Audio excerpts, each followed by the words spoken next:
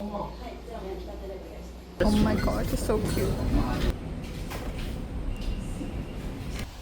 Time to find some food for breakfast. Hi everyone, we're Jess and John. Join us for part 2 of our Kyoto vlog. We'll get started here today. We checked into our Kyoto hotel yesterday, and we have a separate video explaining everything we liked about it and what we saw. But one of the major things, as a summary, is that everything looked amazing. Here are some of the pictures of what we did, and of course, we're enjoying ourselves, and now off to the next location.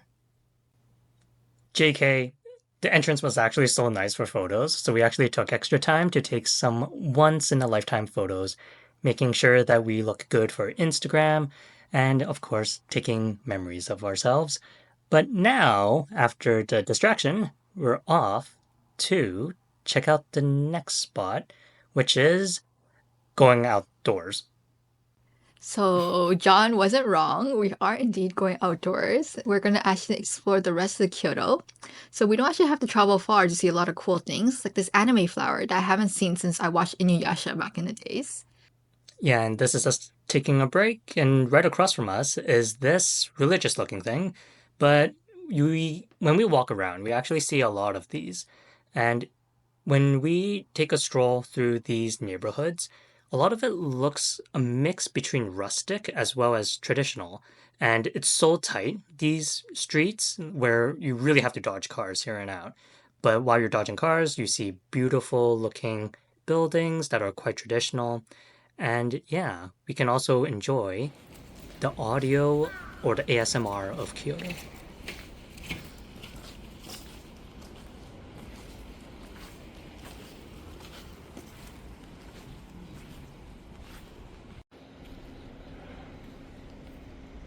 There's also other cool things to see, like this Japanese Squid Game looking thing at an elementary school.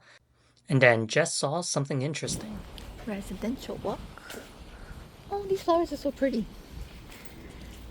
Oh, there's like butterflies around it. Oh, Yeah, they're so pretty. yeah, so on this walk, we really enjoyed looking at nature and just really enjoyed the butterflies. And we took a lot of really nice pictures along the way, just taking in the Kyoto vibes. And here is another section where it's technically two lanes, but these cars are just going straight through with like no width either way. And here is the first matcha in Kyoto that we had. Yeah, this matcha store was actually the reason why we were walking through this residential road. We only discovered it while we were in our Kyoto hotel and we were craving good matcha. So this is the one that was closest to our hotel. And I think it was actually quite of a good hidden gem because it was relatively quiet, but the matcha was delicious. So we got time to enjoy it and also take in a little bit of the natural sunlight that was going through all these glass windows. They were quite plentiful and it looks like this was actually a renovated building of an old traditional building approximately. So you can see a lot of the good natural wood elements. So that made good for taking photos. And we got our order, which is a wasabon matcha latte for 800 yen. Look at that. Like, it's just so green. Yeah, this is actually our first matcha that we had in Japan, and it actually changed our mind about what matcha could have tasted like. Because prior to this, I thought we were having good matcha here in Canada, but it just tastes completely different about how fresh it is in Kyoto. Like, especially when we're used to Costco matcha or matcha from David's Tea, which are blends of matcha with other things. But really trying in Kyoto, where it's the land of matcha, it really changes your perspective on things. And when you're paired with a really nice window with natural lighting, just any type of top down view of your food and playing around with this cake looking thing, yeah, it's just really cool. Yes, this dessert was a nice surprise because we didn't realize we're getting this with the matcha, but it was a nice, good, spongy texture and it paired really well because the matcha was already sweetened slightly with the wasabon, which is this fine grained Japanese sugar that this shop uses, and it was a perfect blend of being not too sweet. Matcha was so good. Matcha was really good. Yeah. Now Very time strong. yes, Yeah. so creamy. Now we're energized for our next stop. Yeah, time to find some food for breakfast. Yeah, we were now attempting to get lunch, and then we checked out this location, which I think you planned it way beforehand. No, it's actually something we decided last minute because it had a really good rating and it looked really nice. And then I think people in the review were saying that it was relatively easy to get a spot, so we didn't make any reservations prior to this. But then once we arrived there, we realized that yeah, this place really needed a reservation because it's only the counter seatings and a little bit of seating at the very top. Yeah, this simply taught us that having reservations is actually really important in Kyoto. So we just ended up searching around. Which is fine because I also like looking around and hearing John's remarks like these ones. Or money, but with a Y. And then we also found other cool things like this cute vending machine, as well as this interesting parking situation where we couldn't figure out how to get out. And another cool thing that we saw was this poster thing of some volleyball player. No, not volleyball, basketball players. But the thing that really was annoying is that it's lifted up. So there's actually an extra inch or two off the ground for that poster. And so when you're trying to compare against it, you're extra short. So it makes you feel extra bad. But I was fine here. I would think I was pretty average height. Good enough. Approximate height. I'm okay with whatever height. And then losing an extra inch or two at the bottom because of those nuances. And over here, this is one of the interesting findings about Japan for us, which is people don't really pull over to let an ambulance cross. So there's this ambulance coming here, and then it has a loudspeaker telling everyone to please move aside, kudasai. And after watching that, we actually found our lunch location of the day. So even if we can't find anything, there's always a Yoshinoya close by, which offers really cheap, affordable food in multiple cities of Japan. Yeah. If Yoshinoya is equivalent to Western like fast food, except it's Japanese, so the quality is just infinitely better. And it's really nice because the selections that they have, there's a really large variety that you can select on a tablet. You don't really need to interact with anyone in particular. So if you're an especially strong introvert, then this place is definitely up your alley. Yeah, I was actually pretty surprised to even see things like unagi don here, which I thought you needed to get at a more like nicer restaurant, but it's nice that these offered really convenient and affordable options. Hmm. And then they actually prepared everything really fast because I think by the time we actually got our food, it was essentially just 7 minutes at most. And I'm just here looking at the bill and thinking like, oh my God, like everything was so affordable compared to North American prices. It's amazing. And we actually discovered a lot of things that we enjoyed here too, like this really nice clam miso soup. We never had it until we came to Japan, and it was such a good umami taste with the miso soup base. Here, I explored and found out one of my favorite pieces of engineering in Japan, which is sauce, where you actually fold it in half and you squeeze, and it gives three streaks of salad dressing. This is one of the most hygienic ways to actually squeeze sauces of any sort, because if you open a ketchup packet, normally there's a lot of ketchup that leaks onto the edge of the packet or onto your fingers, but this was just so clean, so hygienic. I'm just smiling nonstop. Yeah, and then this is the part where I actually crack an egg. So I never had raw eggs until I came to Japan because there's always recalls in Canada of eggs of any sort at random seasons of the year. But it seems like eggs year round are totally safe to be eaten in Japan, and it tastes so good to have a creamy egg yolk on top of the rice base I'm going to be putting in shortly because it just adds a nice milky sweet taste as well too. And then with the egg yolk separated from the egg whites, like now, what do we even do with the egg yolk? Like, do you just swallow it whole or what do you do? Oh, That's the part I couldn't figure out what to do with, but it's there. Maybe just keep it for other compost situations. I love cholesterol, so I'll always keep the yolk for myself.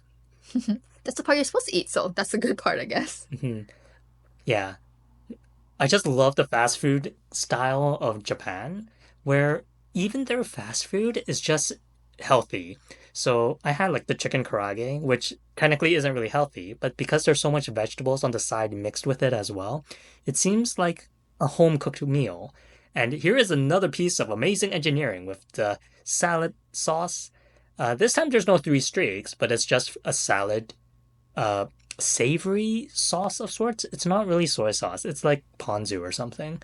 But again, if you were using a regular North American packet, your hands would be too dirty to even use that piece of engineering. And yeah, there's even kimchi included, so it's very interesting because I thought kimchi was Korean, but actually in a lot of Japanese restaurants, we were able to have kimchi with our meal as well too. So that was a nice blend of fusion elements. After having kimchi in Japan, When we went back home in North America, I actually went to Japanese restaurants, or not the restaurants, the grocery stores to get their kimchi, their homemade kimchi. And there's a bit of a difference between their kimchi and Korean kimchi, but either way, they're both really good types of kimchi. Yeah, and then at this point we were just super hungry, so we just wanted to finish eating. And afterwards we got super full, so we needed to take a walk again just to help digest everything. And in Japan it's just perfect because everything is just so walkable and flat usually. And then even if it's not flat, you feel encouraged to walk because there's always so many things to discover along the road. Even looking at these type of walls, we don't even know what it is. And the fact that there are a lot of like vertical beams and a lot of textures with these type of wood, with a lot of plants here and there, it looks kind of old, but it doesn't look run down. That was really interesting to me. And then just walking through, we saw tanukis everywhere, like this one. Tanuki, Tenuki. tanuki. Why did she look kind of scary? And also the motorcycles. Yeah, this was a very interesting parking situation.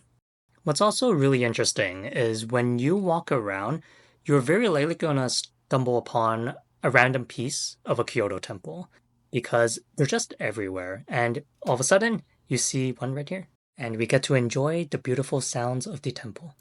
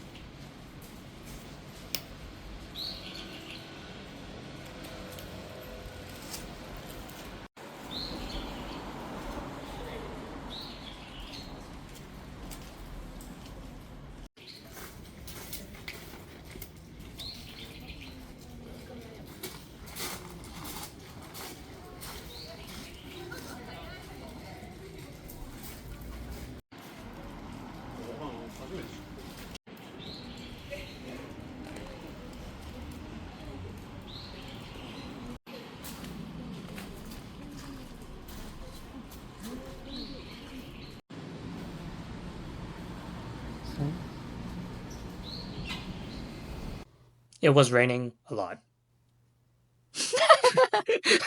Yeah, I mean, Yes, that was very really. literal. Yes, it was raining a lot, but yes, it was still a great time. It actually made it for a more mystical environment because you had this nice gloomy day that was only a slightly little bit wet. It was like it felt like a misty environment. And then a lot of the buildings are actually much bigger than they appear, especially this one here, like the rooftop.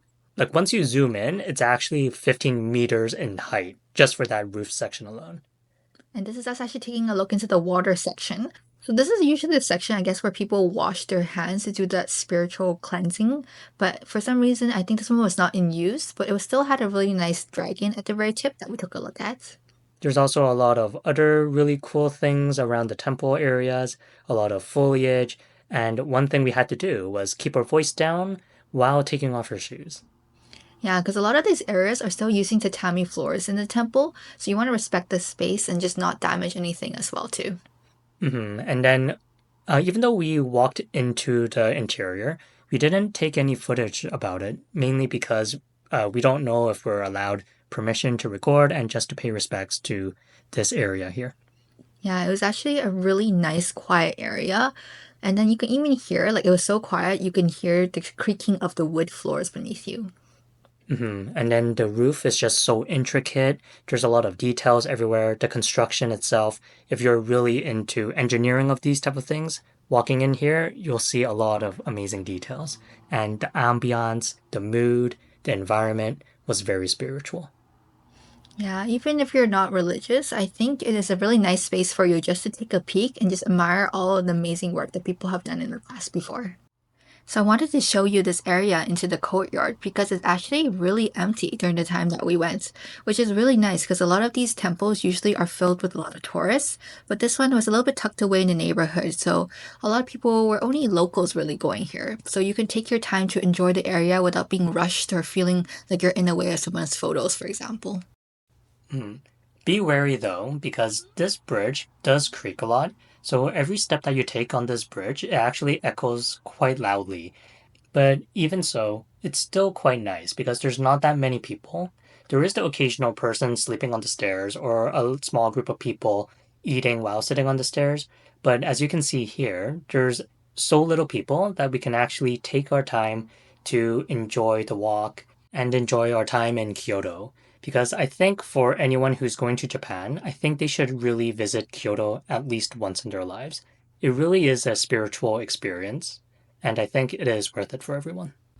Yeah, I agree. It was one of the most peaceful and tranquil experiences that we had while we are in Kyoto. Yeah, some of the footage that we actually got kind of reminds me of National Geographic if they were doing a piece on historical buildings, where it really brings justice to the area. The idea that this is almost a timeless area, unaffected by progressions in time, modernization. But yeah, it's just a different world out here in a very peaceful way. And right in the middle of the city as well. Yeah, it seems like there's a lot of salary people, like salary women in particular, who do take their time here, enjoying their break, just to have like a bit of a disconnect between their regular work life and being in an environment where they can actually find peace and quiet. So that's one of the beautiful things about Kyoto, where these type of environments seems to be quite available for everyone here. If you would like to follow along with our Japan journey, please don't forget to like, comment, and subscribe. We hope to see you all again next time. Alright, take care. Bye.